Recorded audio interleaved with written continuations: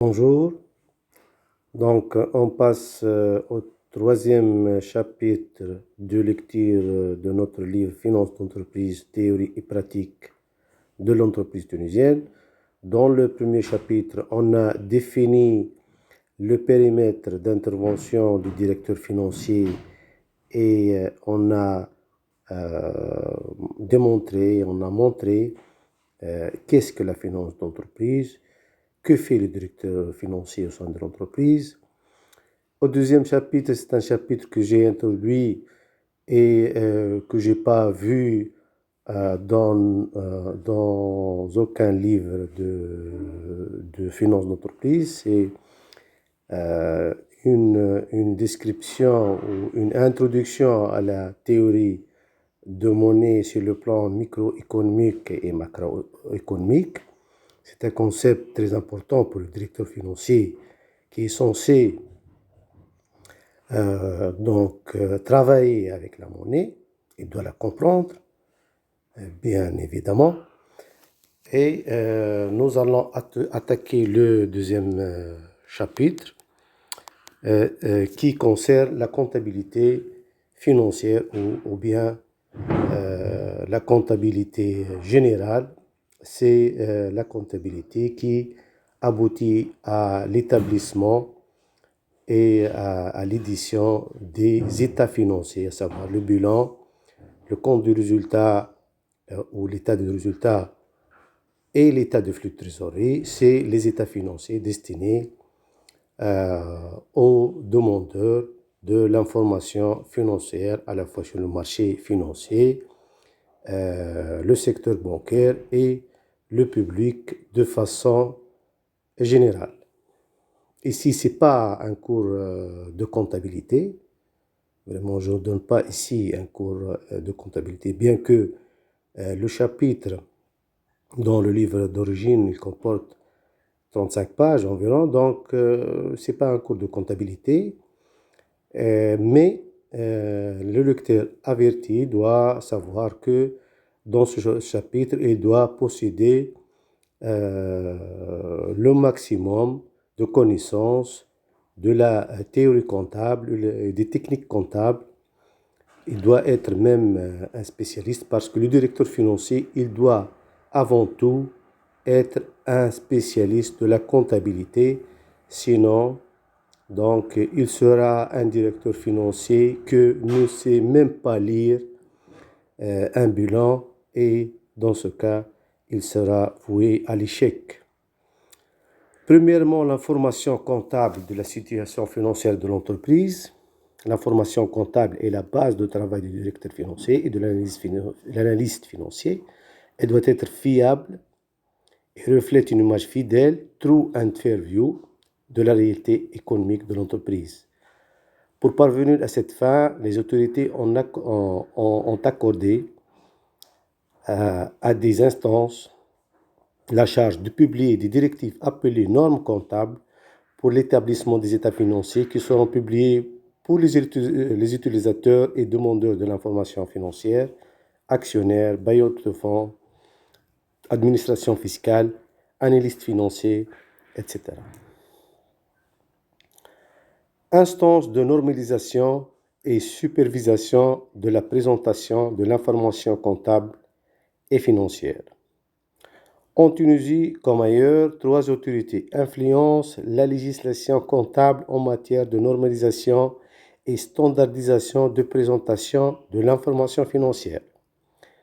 L'administration fiscale, principalement en matière de réintégration du produit et d'admission des charges déductibles. C'est le souci majeur de tout contrôle fiscal, trouver des produits qui n'ont pas été constatés ou des charges non déductibles.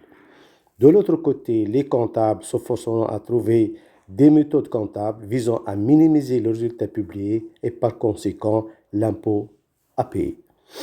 Donc voilà l'information comptable qui donne une situation financière de l'entreprise. On évoque ici le concept de true and fair view, c'est un concept anglo-saxon. Donc, c'est le concept d'image fidèle. Et bien que ce concept a été critiqué parce que la notion d'image fidèle est une notion qui n'est pas très claire. Elle est floue, elle n'est pas bien cernée par, sa définition. Donc, les professionnels de la comptabilité, à travers bientôt un siècle, depuis 1929, depuis la crise 29, ils ont commencé à faire des standards de normalisation de cette profession. Donc cette technique comptable, est un ensemble de techniques conventionnelles, elle doit être standardisée, elle doit être normalisée à travers des directives de conduite des comptables en matière d'établissement et de publication des états financiers de l'entreprise. Et voilà, donc, dans n'importe quel pays, les instances qui surveillent la profession comptable, c'est principalement, grosso modo, ces trois. Donc, on a commencé par l'administration fiscale.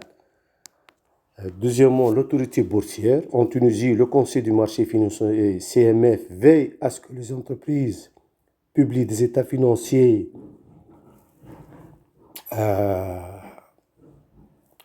reflétant leur situation financière réelle afin de sauvegarder les intérêts des investissements sur le marché boursier. Troisièmement, donc, troisième instance ou organisme de surveillance, si vous voulez, des autorités, de la législation comptable, de la profession comptable, c'est donc tout ce qui se rapporte à la normalisation de la comptabilité. En Tunisie, la législation comptable est soumise à la loi numéro 112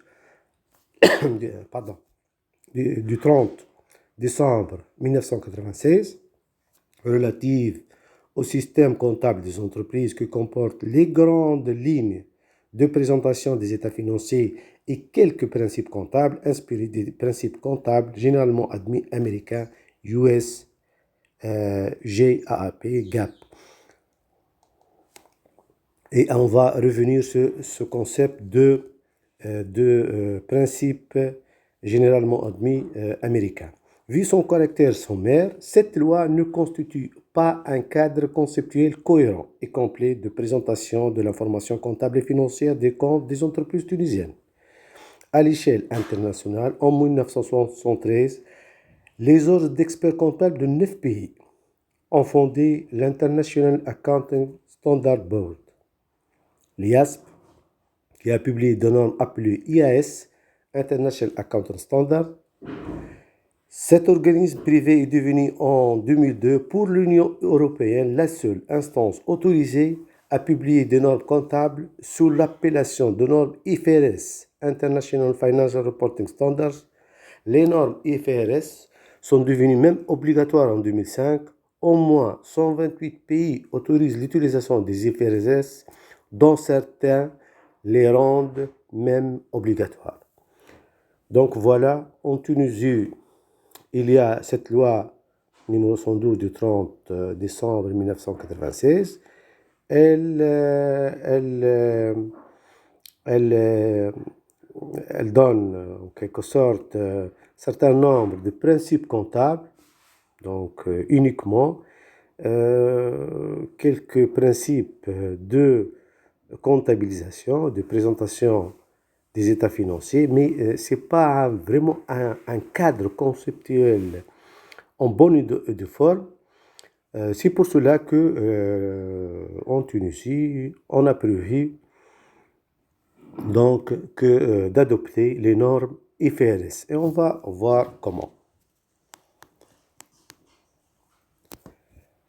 Depuis plus de 30 ans, avec la création de l'IASP, l'objectif d'un langage comptable universel a été poursuivi. Aujourd'hui, dans les relations commerciales, les IFRS associés aux normes IAS on passe de devenir le référentiel incontournable de la comptabilité des entreprises mondiales, acté en 2002 par règlement européen 1606 par 2002 CE.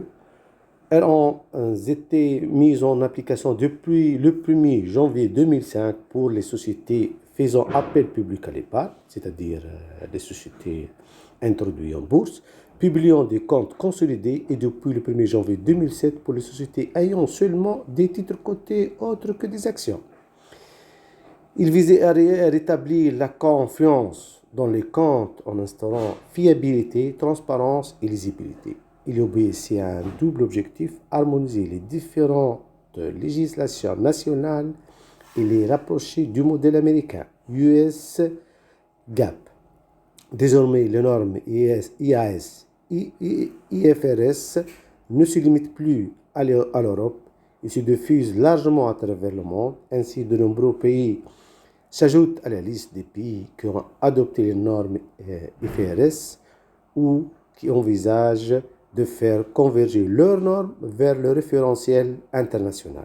Malheureusement, la Tunisie, après une décision courageuse en 2019 pour rendre l'utilisation des IFRS obligatoire à partir de l'exercice 2022, a reporté cette obligation pour une date inconnue. À l'écriture de ce chapitre en octobre 2022, l'application des IFRS en Tunisie est encore incertaine. Voilà, malgré qu'il existe plusieurs organismes de normalisation comptable, par exemple l'IFAC créé en 1977 et des organismes nationaux, à savoir les ordres des experts comptables des pays. Voilà, l'Union européenne, à partir vraiment de 2002, a commencé à adopter les normes de l'IASP, ce organisme privé, et à les rendre même obligatoires à partir de 2005 dans la zone euro. Mais en Tunisie, jusqu'à maintenant, on a dit que ça va être obligatoire en 2022, mais jusqu'à maintenant, il n'y a absolument rien. Donc, après avoir vu la normalisation, le phénomène, le concept de normalisation, de standardisation de l'information, de la manière de présentation de l'information comptable pour la rendre compréhensible et fiable, et pour avoir plus de confiance dans la lecture des états financiers, on va voir les principes comptables. C'est des principes sur lesquels se base la comptabilité. La comptabilité, c'est une technique donc, qui est conventionnelle. Donc, elle se base sur des principes, et on va voir ces principes, c'est une dizaine de principes.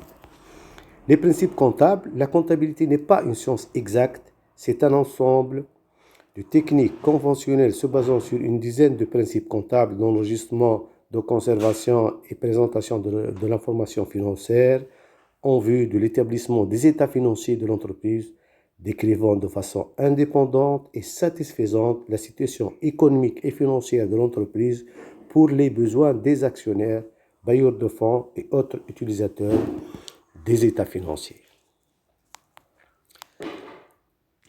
Pardon. Le principe de continuité d'exploitation. Le principe de continuité d'exploitation sous-entend à la clôture du bilan d'une entreprise que cette dernière conduira son activité sur le prochain exercice. Ce principe de comptabilité permet par exemple d'amortir par écriture comptable un bien sur plusieurs exercices, années. Autrement dit, avoir une continuité de son activité. Il est important de rattacher toutes les charges et les produits, services, biens, marchandises, stocks, les charges à payer, celles constatées d'avance, les produits à recevoir.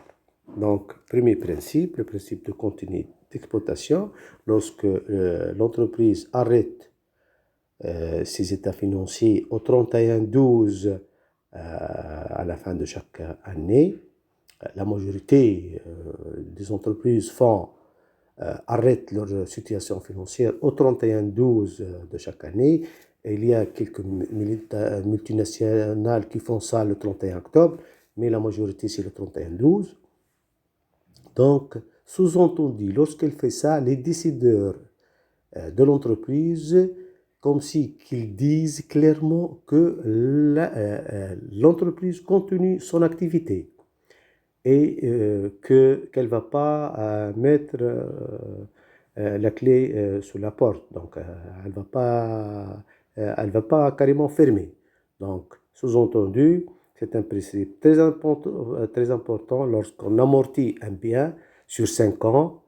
Donc, on commence à l'amortir sur 5 ans. Donc, pour la première année ou la deuxième année, ça sous-entend qu'on continue à amortir ces biens, les biens de l'entreprise, sur 5 ans ou même 10 ans. Et bien sûr que l'entreprise continue son activité. Deuxième principe, le principe d'indépendance ou de spécialisation des exercices, qui vise à déclarer et donc écrire comptablement l'ensemble des factures clients et fournisseurs sur l'exercice en cours, mais aussi, par souci de transparence et pour qu'elles ne soient facturées qu'une seule fois, celles qui ont un impact sur l'exercice suivant. Les charges et les produits constatés d'avance concernent l'exercice suivant, mais comptabilisés sur l'exercice en cours. Par exemple, l'assurance d'une voiture payée courant l'année en cours alors qu'une partie concerne l'année suivante. C'est un principe très simple. Donc, chaque exercice comptable qui est une année doit supporter ses charges. Donc, les produits et charges de chaque année doivent être inscrits dans les états financiers de cette même année ou exercice. Donc, si on paye en mois d'octobre, par exemple, une note d'honoraire sur une année ou une prime d'assurance sur une année, donc on ne comptabilise que 3 mois de l'exercice en cours, on laisse 9 mois pour l'exercice d'après. Troisièmement, le principe des coûts historiques ou de nominalisme. Le principe des coûts historiques est l'un des principes généraux comptables qui implique de déclarer la valeur d'un bien lors de son acquisition. Les services, biens et marchandises payés sont enregistrés à leur prix d'achat, ceux acquis gratuitement enregistrés à la valeur d'usage et ceux produits à leur coût de production, c'est-à-dire ceux produits au sein de l'entreprise. Lorsque la valeur d'un bien évolue dans le temps, elle devient différente de son coût historique. Si la valeur du bien diminue, l'entreprise doit alors comptabiliser une provision pour marquer le montant de la dépréciation. Cependant, il est interdit de révéler la valeur d'un bien lors de la clôture de l'exercice, excepté pour certaines normes internationales, IAS 16, telles que pour les actifs immobilisés. Donc voilà, c'est un principe très important, le principe du coût historique ou de nominalisme. Donc, chaque bien est inscrit au bilan, surtout les actifs immobilisés et tous les autres actifs, bien sûr. Ils sont inscrits au bilan à leur valeur nominale historique.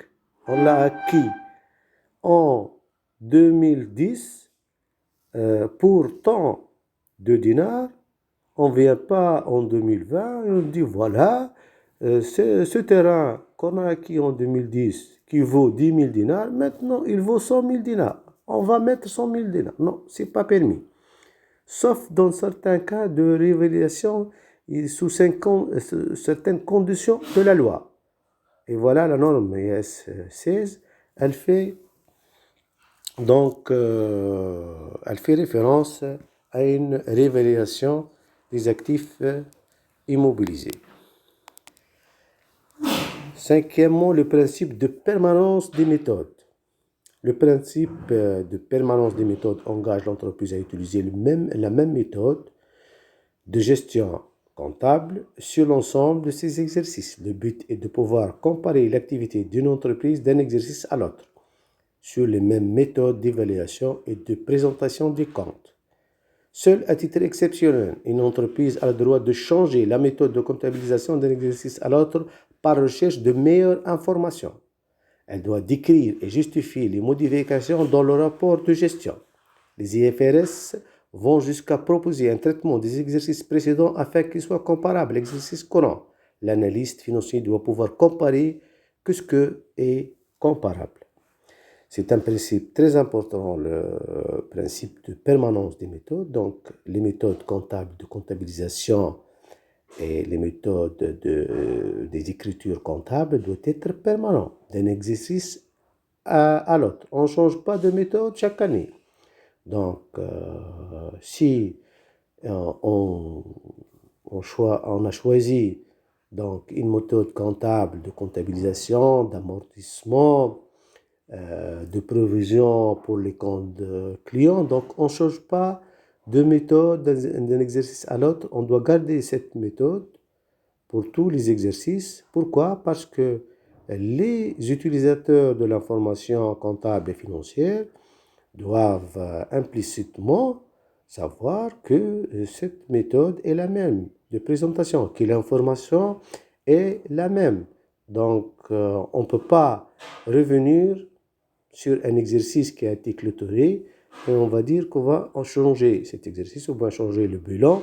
Ça, ce n'est pas permis, sauf l'IFRS qui, dans certaines conditions, ont permis de faire ça et on va le voir par la suite.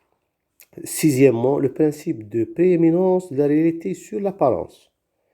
Une lecture superficielle des transactions de l'entreprise n'est pas permise. Il faut chercher et donner sa réalité économique. Ainsi, un actif immobilisé loué ne doit pas figurer dans l'actif du bilan. C'est simple. Donc, il faut donner la réalité.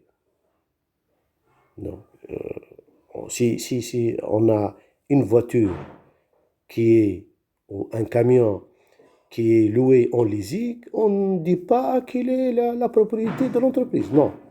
Il faut mentionner ça. Il y a des méthodes comptables de possession des écritures comptables qui font comprendre que ce matériel est loué en leasing. Voilà, c'est très clair. Septièmement, le principe de bonne information. Ce principe prévoit que le décideur de l'entreprise apporte une information suffisante et significative afin d'interpréter les états financiers. La notion de true and fair view est ici un hommage à ce principe. Huitièmement, le principe d'importance relative. Le principe d'importance relative soumet les entreprises à partager les informations et les événements ayant un impact sur les comptes annuels. Toujours dans un souci de transparence et de sincérité, le chef d'entreprise doit communiquer à ses partenaires l'état financier des affaires commerciales de l'entreprise, de ses relations avec ses clients et ses fournisseurs et le retranscrire sur la comptabilité. C'est par exemple le cas des créances douteuses. Le principe de non-compensation. Neuvièmement, ce principe interdit de compenser les postes d'actifs et de passifs entre eux, ou encore les postes de produits et de charges entre eux. Le principe d'intangibilité du bilan d'ouverture. Ce principe stipule que le bilan d'ouverture de l'exercice en cours est identique au bilan de la clôture de l'exercice précédent. Tout comptable vous dit que le bilan d'ouverture est intouchable. Mais en IFRS, ce principe n'existe pas. On vient de signaler que les normes IFRS autorisent de changer un bilan déjà clôturé afin de le rendre comparable à un autre. Deuxièmement, présentation de l'information comptable et financière. Les utilisateurs des états financiers incluent des managers, des actionnaires, des détenteurs d'obligations, des analystes financiers, des fournisseurs, des clients, des institutions de crédit, des employés et le grand public. Les détenteurs des stocks d'actions ont besoin des états financiers pour faire leurs décisions d'achat ou de vente d'une action. Les fournisseurs l'utilisent pour décider de vendre ou non leurs marchandises à crédit. Les managers utilisent les états financiers pour déterminer la profitabilité de leur entreprise. Donc, la demande des utilisateurs des états financiers existe car ils croient que ces rapports peuvent les aider à faire des décisions. L'information issue de la comptabilité financière s'est développée à travers des décennies en utilisant les principes comptables généralement admis, Generally Accepted Accounting Standards, GAAP, essentiellement aux États-Unis. A. Développement des principes comptables généralement admis aux États-Unis. Les principes comptables généralement admis ont fait leur apparition en 1934, après la crise de 1929, considérée comme le résultat du manque d'informations financières. La SEC, Securities and Exchange Commission, avait eu l'autorité de la régulation de l'information financière et la standardisation des principes comptables à travers un ensemble de mécanismes aboutissant à la présentation des états financiers des entreprises privées. L'American Institute of Certified Public Accountants et le Financial Accounting Standard Board, FASB, ont laissé eux aussi leurs empreintes sur les GAAP. Principalement, tous les systèmes de normalisation comptable à l'échelle mondiale se sont inspirés des GAAP américains. Même l'International Federation of Accounting, IFAC 77, et l'International Financial Reporting Standard, IFRS, pour l'Europe 2005, se sont largement laissés influencer par les GAAP. Forme des entités d'affaires. Les principales entités économiques qui font des affaires sont des personnes physiques, des sociétés à responsabilité limitée ou des sociétés anonymes. Les SAR et les SA sont importantes pour les affaires car elles ont juridiquement une certaine personnalité morale. La responsabilité des associés et actionnaires des SAR et SA est limitée à leurs apports. L'entreprise est donc séparée de ses associés ou actionnaires. Ils ne sont pas responsables des dettes des sociétés dans lesquelles ils participent. Ils ne risquent que leurs investissements dans le capital de l'entreprise. Le paiement des taxes sur les revenus est redevable par l'entreprise. Les états financiers.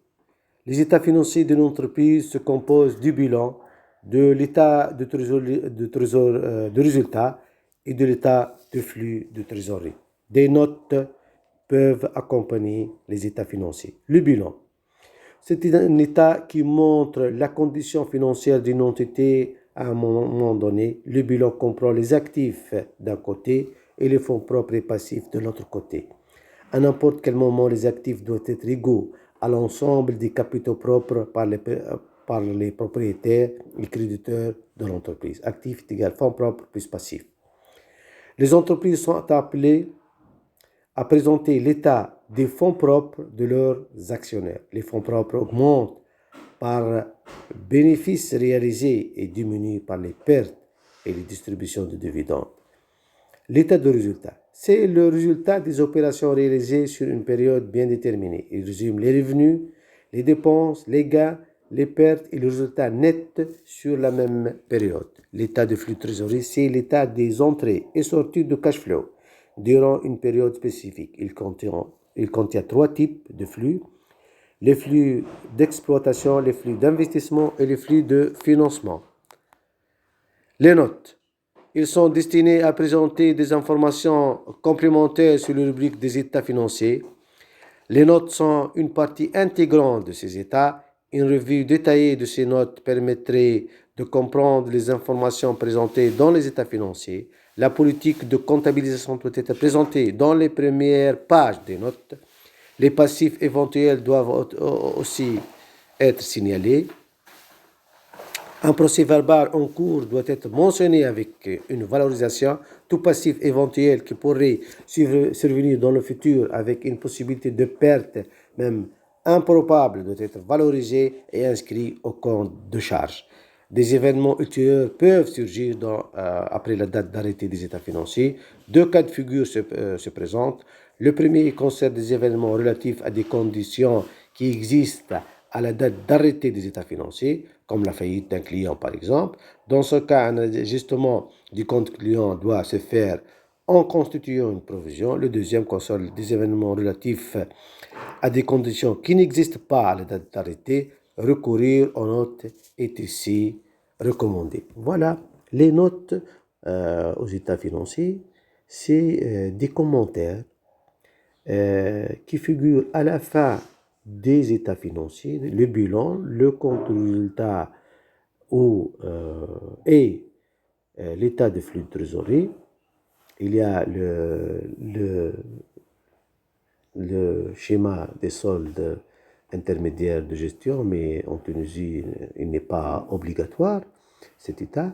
Après ces états, il faut maintenant, c'est devenu obligatoire, il faut présenter des notes explicatives de ces états, là où il y a le détail et les chiffres détaillés des rubriques figurant dans les états, mais aussi il y a en premier lieu, en introduction ou dans les premières pages, la politique de comptabilisation de l'entreprise.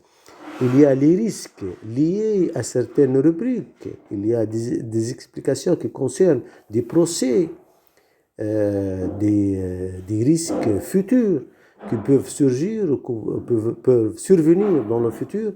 Donc, les notes doivent signaler ça, parce que les destinataires de ces notes, c'est les lecteurs des états financiers, c'est les utilisateurs, les bailleurs de fonds, les actionnaires, le public, le marché boursier.